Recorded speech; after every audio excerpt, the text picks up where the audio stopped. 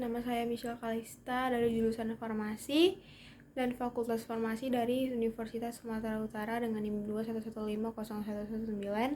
Dan di sini saya akan mengerjakan tugas pendidikan Pancasila kelas 7 dan saya berasal dari kelompok 9. Dan di sini saya akan membahas tentang bagaimana ciri-ciri orang yang sudah ketergantungan dengan sosial media. Seperti yang kita tahu, media sosial itu juga bagian dari internet. Nah, ada juga beberapa dampak positif yang kita dapatkan dari internet seperti kemudahan dalam berbelanja online, komunikasi antar sesama juga semakin mudah, dan untuk memperoleh informasi itu kita juga sangat mudah ya dibantunya dengan adanya internet ini. Nah, namun adanya dampak positif tentunya juga ada dampak negatifnya.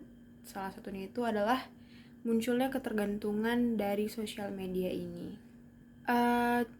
Salah satu gejala utamanya itu dia lebih sering ke arah individualisme dan sering mengabaikan diri sendiri dan hanya mementingkan handphone. Nah, kemudian produktivitasnya itu juga semakin menurun. Karena apa? Karena mereka terlalu berfokus pada sosial media mereka sehingga tidak lagi produktif dalam melakukan aktivitas sehari-hari. Ketergantungan menurut definisi dari dependence theory itu yaitu bahwa ketergantungan memiliki kaitan dengan usaha pemenuhan kebutuhan ataupun pencapaian dari suatu tujuan yang bergantung pada sumber daya lain. Dalam hal ini adalah media sosial. Nah, media sosial juga dipercayai sebagai satu-satunya cara dalam memperoleh keinginan seolah-olah individu tidak berdaya saat hidupnya tidak dilengkapi dengan adanya media sosial ini.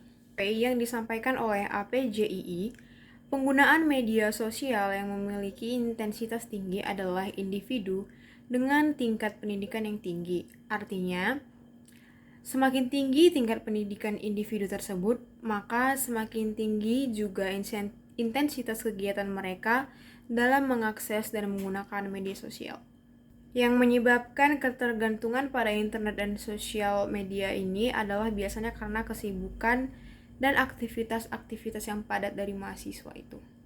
Alasan kenapa mahasiswa itu memiliki tingkat kerentangan yang lebih tinggi terhadap media sosial itu karena mahasiswa berada pada fase emerging adulthood, di mana fase ini mahasiswa itu berada pada masa transisi dari masa remaja akhir menuju ke masa dewasa awal. Dan juga mahasiswa di sini berusaha untuk mencari jati diri mereka dan menemukan jati diri mereka, dan juga mengalami proses pembentukan dari identitas diri, dan berusaha untuk hidup mandiri dan lepas dari pengaruh dan dominasi oleh adanya peran orang tua.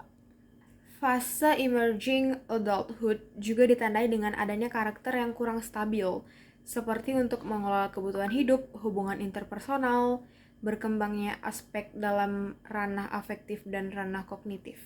Sehingga untuk menyelesaikan masalah-masalah tersebut, mahasiswa biasanya menggunakan aktivitas-aktivitas itu di media sosial yang lebih intensif. Karena menurut kelompok-kelompok mahasiswa ini, kegiatan-kegiatan online itu bisa membantu mereka dalam melebarkan serta memperkuat jejaring sosialnya.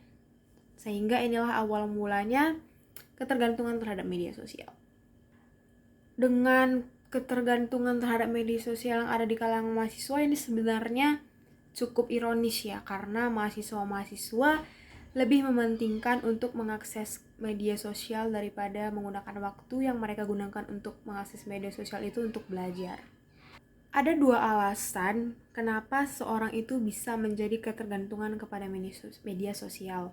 Yang pertama, menurut Prayoga dan Akmal, bahwa media sosial dapat digunakan untuk mendukung interaksi sosial bagi individu yang kurang memiliki keterampilan sosial di dunia nyata, sehingga media sosial digunakan untuk kompensasi sosialnya.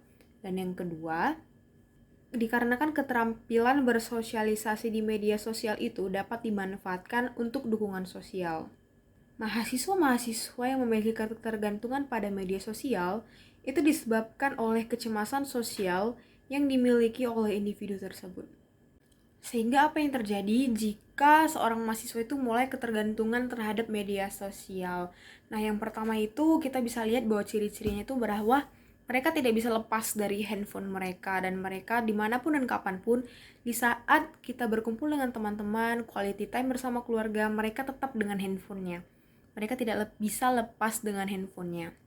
Yang kedua, jika mendengar suara notifikasi saja, mereka langsung mengambil handphonenya dan mengecek HP dan tidak bisa lepas benar-benar ketergantungan dengan HP tersebut. Dan yang ketiga, biasanya mereka mulai menjauh dari teman-teman sekitar mereka karena kurangnya interaksi, sehingga mereka berada di dunia mereka sendiri dengan teman-teman online-nya. Dan yang pasti yang keempat itu mereka bisa menghabiskan berjam-jam, bahkan belasan jam hanya untuk handphone, bukannya untuk belajar dan melakukan produktivitas lainnya yang bisa bermanfaat. Apakah yang bisa terjadi jika seorang mahasiswa itu ketergantungan terhadap media sosial? Tentunya pasti prestasi menurun, relasi berkurang, dan masih banyak kerugian-kerugian yang lain akan diperoleh. Jadi kita sebagai mahasiswa harusnya bisa bijak dalam menggunakan media sosial dan menggunakannya secara baik dan menggunakannya untuk hal-hal yang bermanfaat di batas-batas waktu tertentu, dan tentunya tidak untuk melupakan waktu belajar. Sekian penjelasan dari saya, terima kasih.